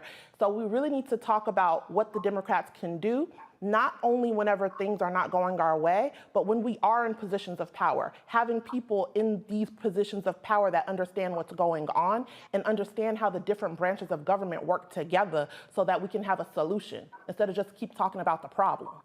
Well, and that's why earlier, Robert and Scott, I said when Terrance Woodbury was on, and I mean this, I absolutely mean this, and that is, black folks, don't send money to any political campaigns. We must be funding our own institutions, and that's the people who are on the ground who are going to be speaking to our interests. And we should be sitting here right now saying, okay, Cliff and Latasha, what's your number? What are you trying to hit? Is it 20 million, 25 million? What's the number? Because when we start talking about what the issues that matter to us, when you hear the phrase, ain't nobody coming to save us, it's just us, I'm telling you.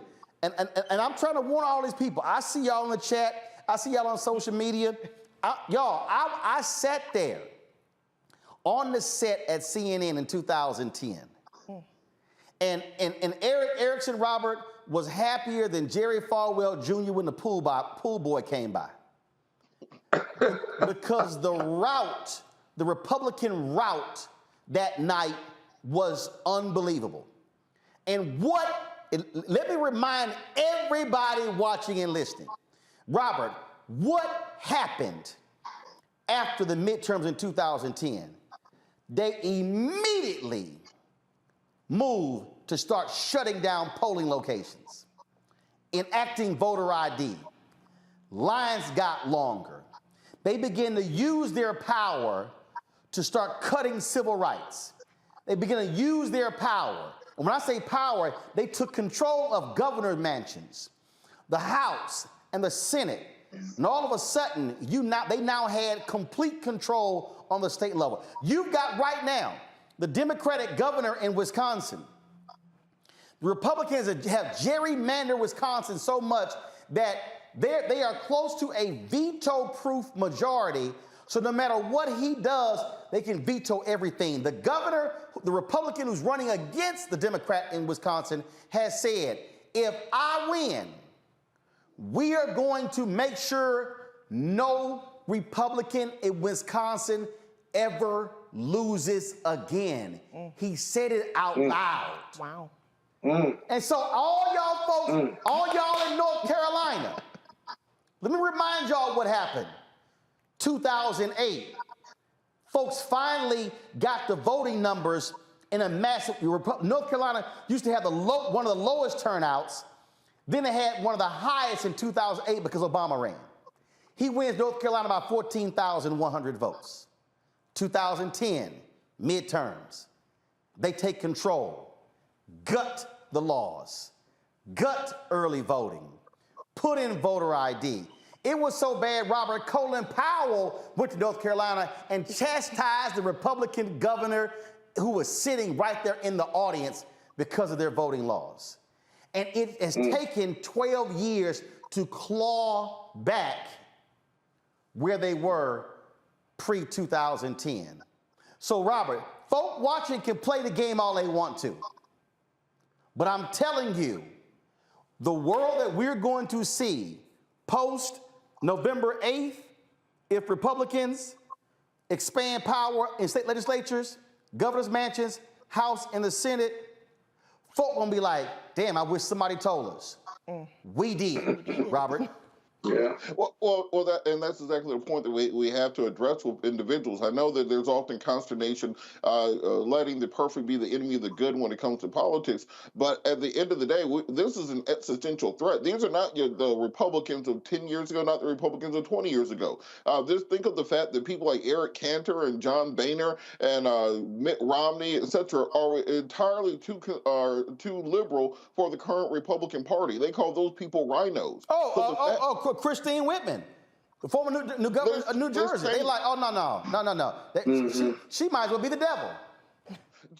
So it's not this situation that used to be where, I may be fiscally conservative and socially liberal. I'll figure out somewhere in the middle. These people are a threat to humanity. If you need any example, look at what's going on. Look at what's going on in Europe. I know America always likes to think that we live in this space station and we're not associated with the rest of the world, but there is currently a wave of right-wing fascism sweeping Europe nation by nation. The Tory party in England, the Conservative Party, is moving further and further to the right. We talked about Giorgia Meloni in Italy. We talked about Erdogan in Turkey. We talk about Lukashenko. Wait, Israel about to put Netanyahu and the right-wing government back in power. So what we're seeing here in America, is we're pushing back against this international wind. Look at what just happened in Brazil this week with the election of Lula and Bolsonaro not stepping down from power. These right-wing forces are working around the globe. This is a very 1914 type of standing. So when we talk about the importance of this election in particular, we are literally talking about the future of the world in front of us right now. So yes, I wish they would talk more about some of the issues that I would like. I wish they would act on those faster. But when you are looking at the question between whether or not we will have a functioning democracy or whether or not we're going to have riots in every capital around the country for every election, you have to start realizing we got to start fighting back now. We are late to the game, and we can't get further behind. Scott, go ahead. Roland, regardless of what happens on November 8th, the issues we're talking about, and we always talk about on the show, is where we go from here. Because even if we're able to hold on to the Senate, we lose the House, we've got a Democratic president. 2 years from there is going to be a whole nother round of elections. And I'm not convinced we will have this issue of voting solved by then. And it really, I think after the midterms, we need to have a very broad but inclusive conversation in our community, our national community, about how we stop having these conversations like we're having now and fix and address these issues so that Black people will be stronger as we move towards 2043, including other protected classes, our Latino brothers, our sisters, and our Asian brothers and sisters, how we get on the same page. Because one thing you see as we have these discussions and we move towards the midterms and, you got this wave of fascism, is the protected classes of people. I don't like the term minority, so I say protected classes of people. The GOP is pitting us against one another. What do we do about black men voting Republican through Black Men Vote, which is a new organization, relatively new organization that's out there and working to get black men registered and make sure they get to the polls. And so there's got to be this broader leadership conversation to resolve some of these issues versus us talking about them and identifying them, you know, on a national basis, a national dialogue on it. Folks, this is, I'm telling you, I'm just come right here. Give me camera 7.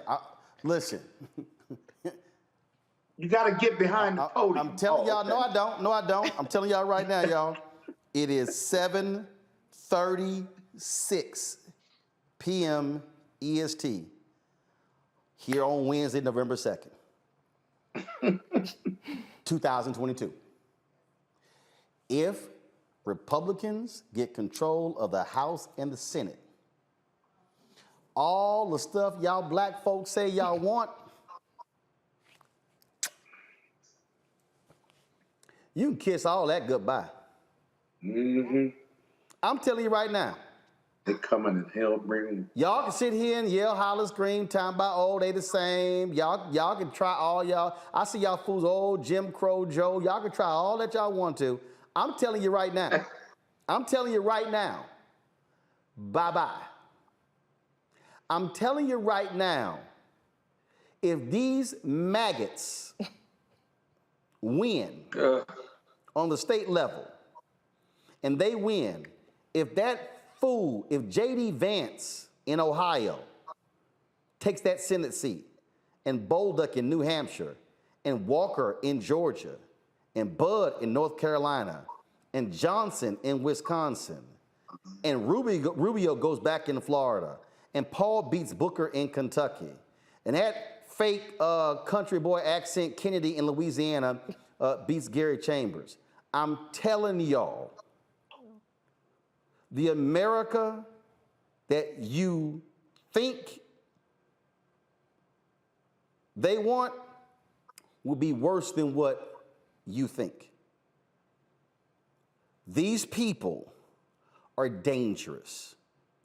And I know these loudmouth so-called black media, new black media, wannabe black media, YouTube folk who never show their faces. There you go, trying to scare black people. All y'all so-called black agenda people, you will be completely ignored. And when they have power, they will use power. And then y'all gonna be saying, well, I wish somebody had told us. Roland Sebastian Martin, right here on Roland Martin Unfiltered on the Black Star Network, told you silly asses. Hashtag, we tried to tell you. So don't act confused when it happens. I'll be right back. Download the Black Star Network app, folks, on all platforms, Apple phone, Android phone, Apple TV, Android TV, Roku, Amazon Fire TV, Xbox One, Samsung Smart TV. Also, please join our Bring the Funk fan club. Your dollars make it possible for us to do what we do. And so please send your check and money orders to P.O. Box 57196, Washington, D.C., 20037-0196. Cash App, $RM Unfiltered, PayPal, R Martin Unfiltered, Venmo is RM Unfiltered, Zelle is Roland at RolandSMartin.com, Roland at RolandMartinUnfiltered.com. And of course, please get my book. I called it. Everything that you'll have seen for the last 13 years. I've been saying it when I was at CNN, TV One, Tom Joyner Morning Show. Folks were like, oh, Rolly making a big deal out of it. That's called prophetic. It's called prophetic. The book is called White Fear, How the Browning of America is Making White Folks Lose Their Minds. Available, Ben Bella Books, Amazon, Barnes & Noble, IndieBound, Bookshop, Chapters, Books A Million, Target. You can also download it on Audible or order through your favorite black bookstore. We'll be right back.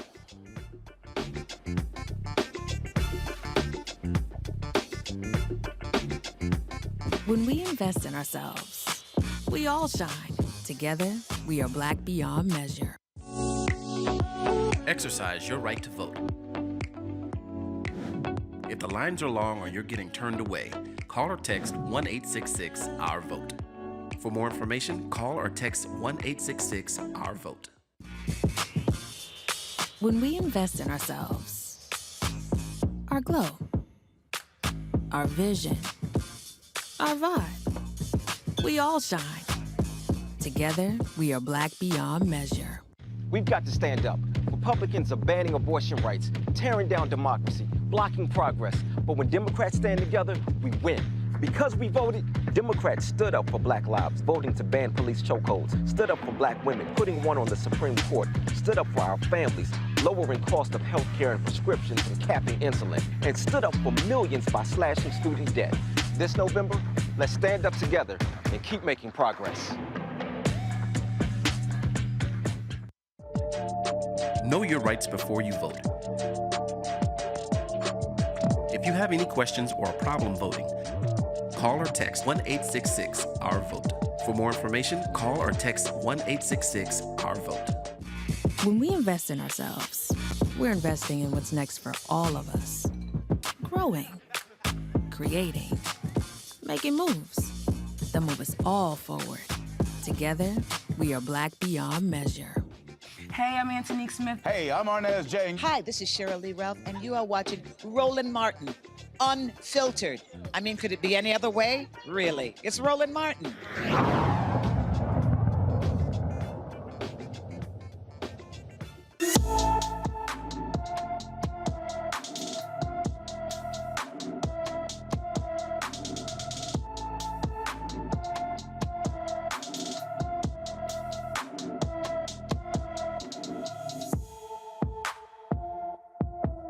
Jaleesa Williams left her Houston home on October 22, 2022, and has not been seen since. The 17-year-old is 5 feet 7 inches tall, weighs 135 pounds, with black hair and brown eyes. Anyone with information about Jaleesa Williams should call the Houston Police Department at 713-884-3131, 713-884-3131.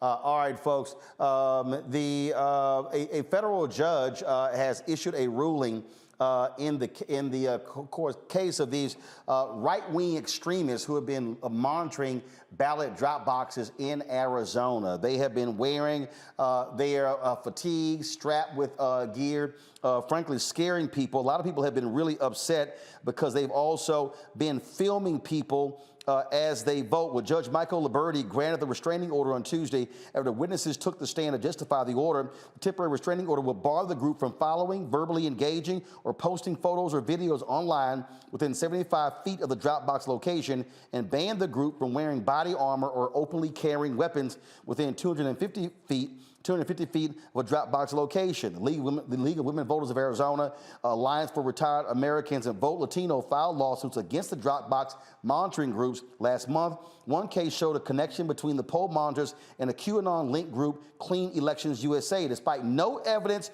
to support the claim, the far-right group's leader has been posting to Donald Trump's Truth Social about alleged ballot mules or people fraudulently voting as other people. Again, they will lie, they will lie. They will lie. This is what they do, y'all. You know what? And I'm gonna say this here, Scott, I'm gonna start with you. Remember when Fox News lost their damn mind, especially old crazy-ass Megyn Kelly, when a couple of new Black Panthers were actually at a black polling location? They were like, oh my God, this is confusing. I'm telling you, and I asked Brianna the other day, the sister in Texas, and I'm just a firm believer in this here. I believe that some black group should be mobilizing black people to be election monitors and send them to these nearly white precincts. Look, if these white folks want to sit here and intimidate us, what's going to happen all of a sudden if you got some beret-wearing brothers in leather standing outside these polls? Look, hey, again, Scott, if we gonna swing, you gotta swing. And trust me, because see, that's the deal. If all of a sudden you start sending some black folks into these white areas, they're gonna be like, oh, well, what's going on? Well, change that damn law then. Well, conceptually, that makes sense. But I don't want to get any of our young brothers killed. That part. by white police officers in suburban America. Hold on. The white folks who roll their guns, hey, it's open carry now. Wait a minute, it's open carry in Texas. But it's different, bro. I know Robert got his gun right under his chair right now. But it's different. You send them young brothers in there with berets and dark glasses, looking like Huey Newton. I'm gonna tell you, when the police show up, they're gonna be scared. They're gonna think they armed, and we're gonna have a tragedy. So I understand what you're saying, but this case, don't miss the power of this case.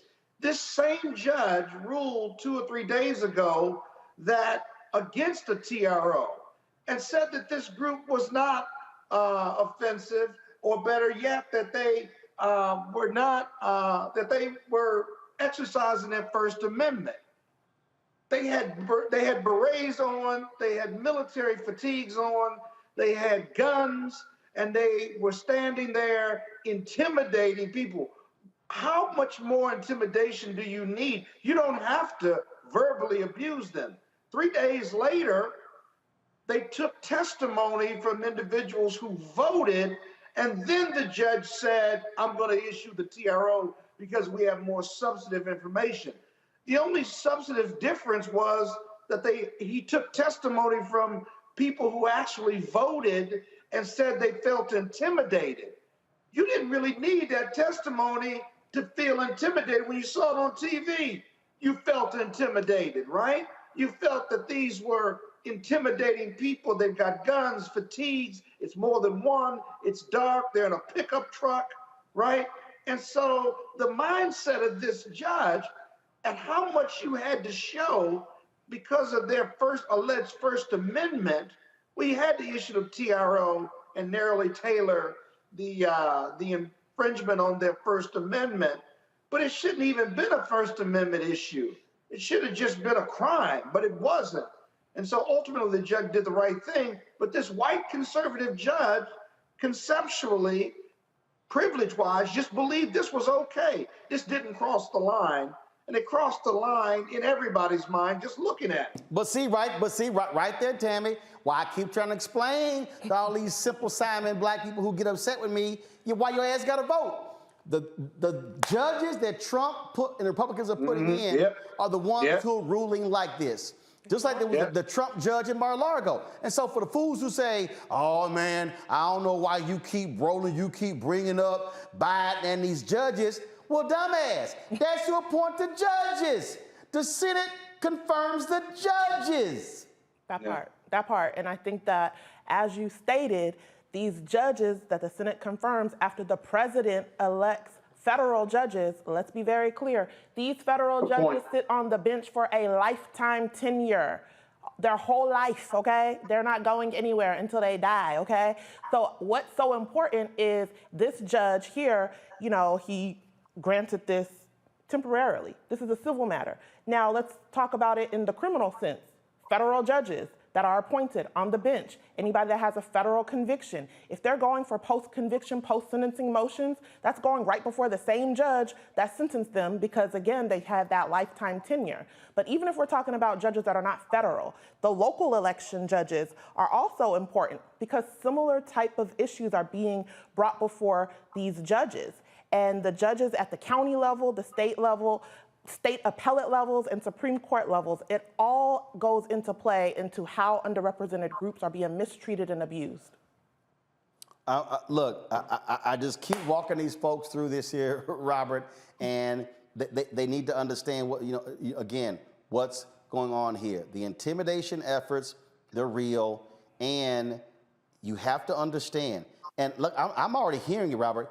Longtime people who working in the polls, they're quitting. They are under duress. You've got these right-wing folks questioning every move, challenging them, saying, y'all looking at people as they vote. And these are hard-working public citizens, and they saying, enough is enough. We don't need this crap.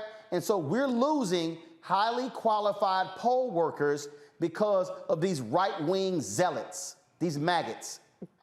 You're absolutely right. And if you look at most of the videos we've seen, these people, and we had a conversation about this on my radio show on Sunday, these people mainly are there, the camouflage on, it looks like level 2 body armor, so they're really not plate armor, it's usually the flexible armor. So I've been recommending to people to upgrade your everyday carry. Instead of your 9mm, given the current times and conditions, consider a 5.7 by 2.8. They have the FN 5.7, the Ruger 5.7, even Rock Creek has a new 5.7, and get green tip ammunition on it, because that can actually penetrate that soft body armor that these people have been wearing around now, because what they think is that you're going to have your normal hollow tips and it's going to expand and mushroom on impact and they'll be fine. That's what the Buffalo shooter was considering. But in reality, if you're carrying your 5.7 with the green tips, they're going to understand real quick that you understand the Second Amendment just as well as they do. That part. How are they going to know that you got green tip bullets if they're in the gun, Robert? I don't even know what the hell Robert just said. I don't even know. That was a lot. I don't even know what the hell Robert just said. It was a lot. It was a lot, Roland. It was a lot. And what Robert just said, like, let's be very clear. I don't need anybody to hit me up I don't even know. about a pardon. You cannot have a firearm if you have a conviction at the state or federal level. Please. Stop. My point is, Robert don't care. These people are showing up at the polls with body armor on and tactical equipment. I would recommend that you may want to invest in the same thing. You know, you're probably not going to talk them out of it once they get started in whatever they're doing. So I'm just advising people to be ready, because if you stay ready, you ain't got to get ready. That part, true. Hey, Roland, Roland, what? Your boy say they got their shit. You bring your shit. Oh, Lord. there's your war. There's your civil war. Oh, That's Lord. what it's All gonna right, y'all. I saw, it's all sort of stuff on social media, and I saw this one parody of that dumbass Herschel Walker, and I just had to play this. Hi, I am Herschel Walker, and I am running for campaign. I was just a little baby boy born here in Georgia. And when I was a little baby, I was a little boy. I believe that God made a women's a woman and a man's is a man. A man can't have a baby out his butthole. I played football in the NFL. I am also a sheriff, cop, police officer, and I got my training on Call of Duty. If you want your kids to learn the ABCs and not the LGBTCs, then vote for Herschel Walker. Walker, right? Herschel Walker isn't really sure if he approves this message or not, but he signed the waiver anyway.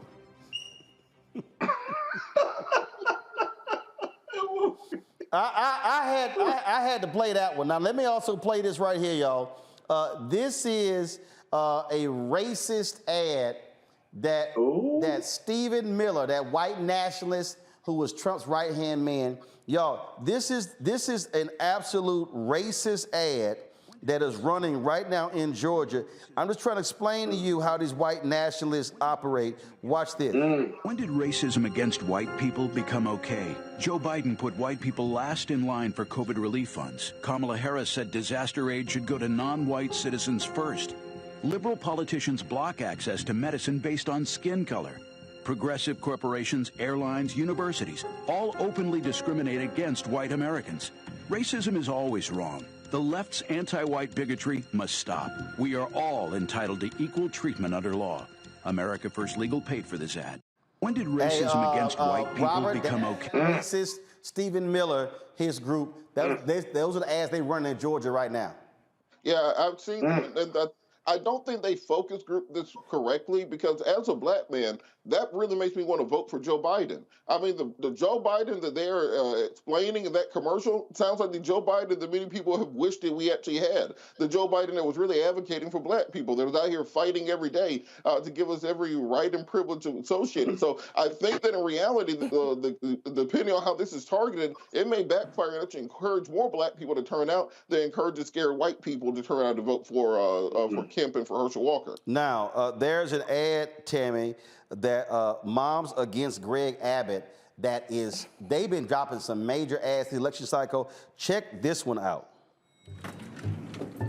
Oh, hey, sweetie, how can I help you? I read there are babies that totally need homes, so I'd love to adopt one. That's adorable, but impossible. You're cute. How old are you, 11? 12 and a half. Excuse me. If science says I'm old enough to have a baby, hello, period in PE class, I should be able to adopt one, am I right? No, you're wrong. You've got to provide food, shelter, mental, dental. Do you have proof of income? Oh, does tooth fairy money count? Well, if I can't take a baby home, what about surrogacy? Wouldn't I look fly pregnant? Oh my God, no, put that down. Pregnant teens are at high risk for preeclampsia, toxemia, emotional trauma. Ugh, you're killing my vibe. Don't be sassing me.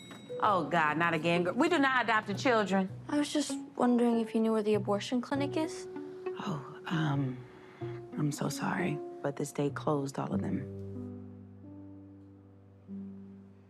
Thanks.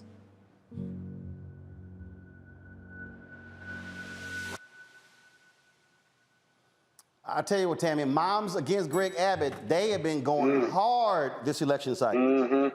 That was good. They have been going really hard. Our home state of Texas, Roland, and you know the things that are happening in Texas are egregious, and I think Texas is one of the states that are laying the groundwork for other of these red states to follow. So I'm really curious as to see what's going to happen on November 8th. And speaking of Texas, tomorrow, folks, I will be in Arlington, Texas, with Texas State Representative Jasmine Crockett, Lee Merritt, as well as Deborah Peoples, who's running for Tarrant County Judge. Y'all, come on, go to my iPhone, please. Let's go. Move quickly. Fight for democracy. Thank you very much. We're going to be there tomorrow. Elisa Simmons, Deborah Peoples. We're going to be looking forward to it at the Texas Rangers Golf Club.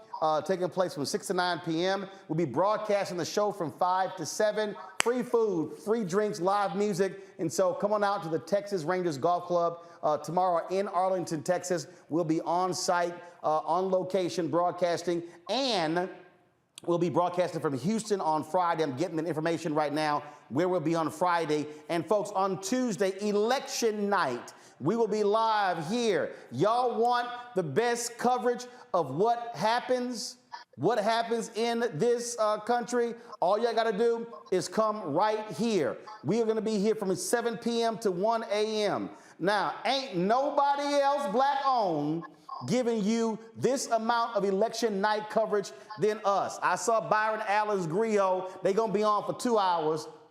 2 hours ain't nothing. We're going to be on for 6 hours, okay? Black Enterprise ain't doing it. Blavity not doing it. Urban One, TV One, Radio One, they ain't doing it.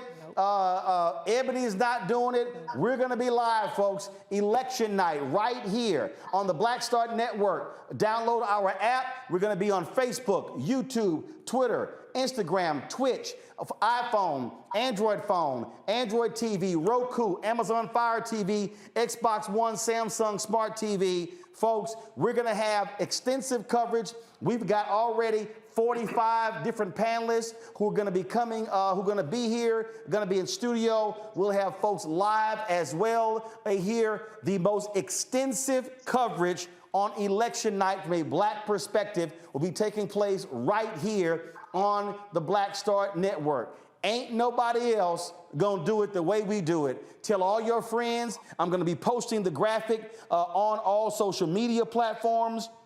And so just so y'all know, and look, I already have old hungry ass Monique, who's normally here on Wednesdays.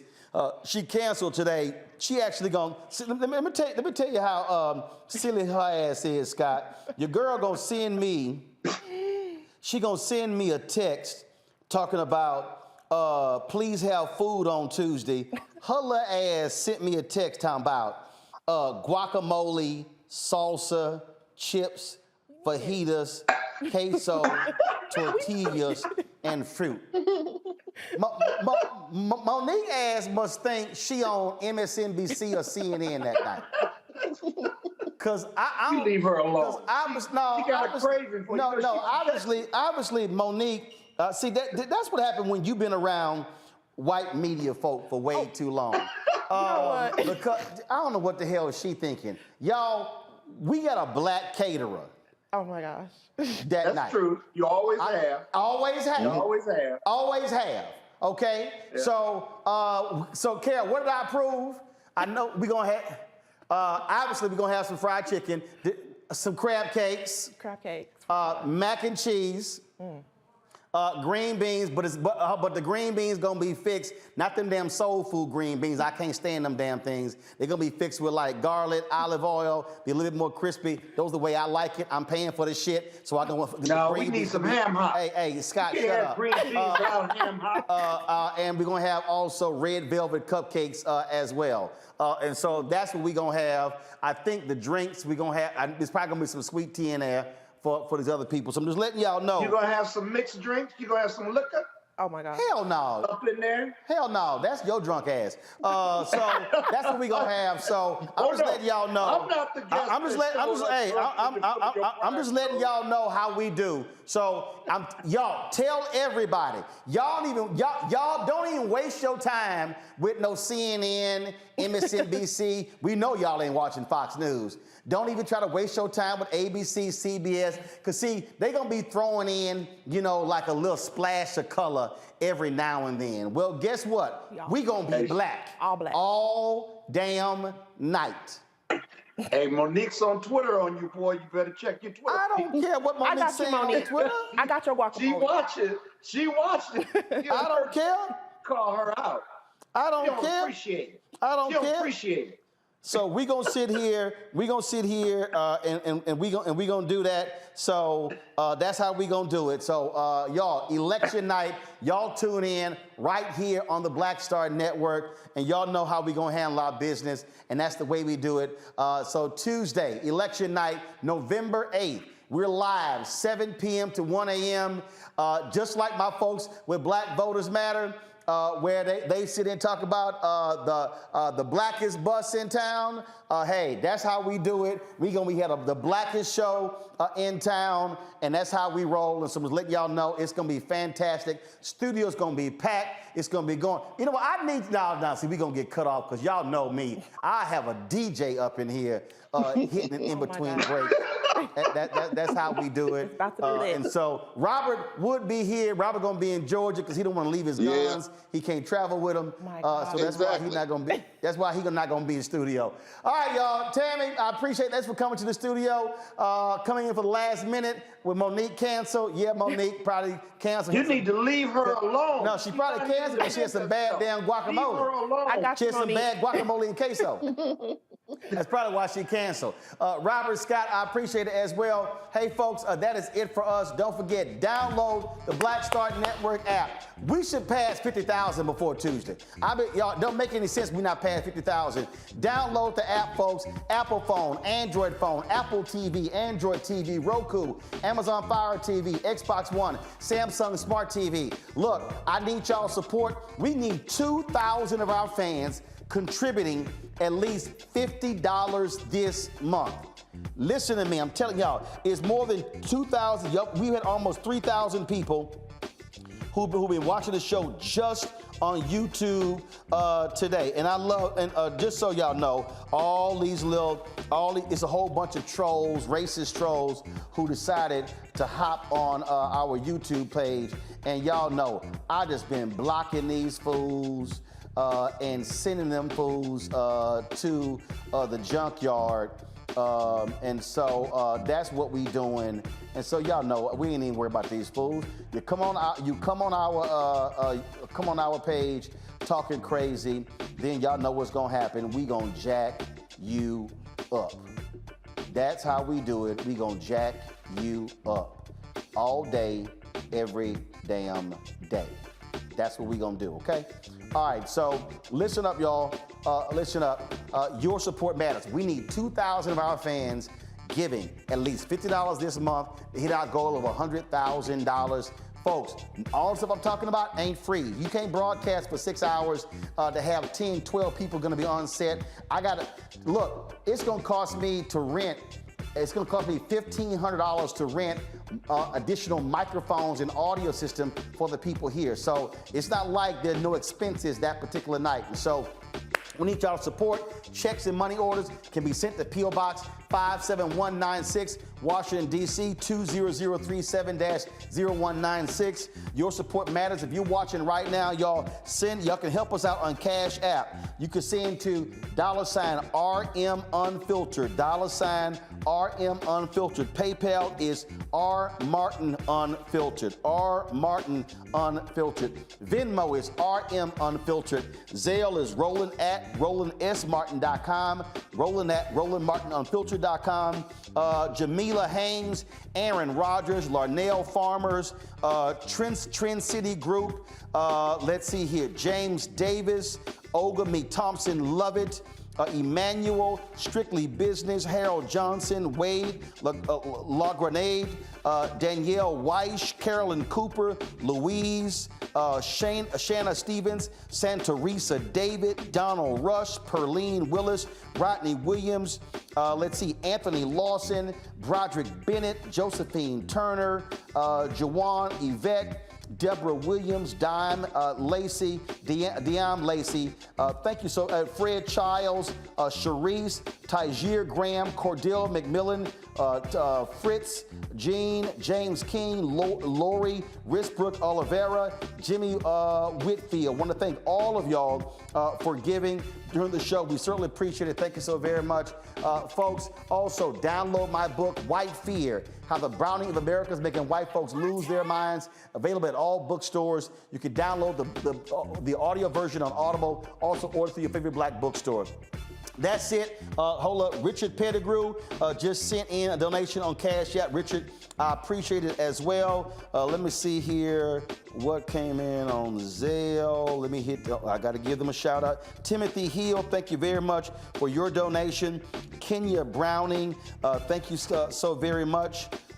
Brenda Nelson, thanks a lot. Adrian Swan, David Jackson, Michelle Lorraine Henley, and Leon Jackson. Thank you so very much for all of y'all for helping us out. Folks, that's it. I'll see y'all tomorrow right here on Roland Martin Unfiltered on the Black Star Network, live from Arlington, Texas. Holla! We've got to stand up. Republicans are banning abortion rights, tearing down democracy, blocking progress. But when Democrats stand together, we win. Because we voted, Democrats stood up for black lives, voting to ban police chokeholds, stood up for black women, putting one on the Supreme Court, stood up for our families, lowering cost of health care and prescriptions and capping insulin, and stood up for millions by slashing student debt. This November, let's stand up together and keep making progress.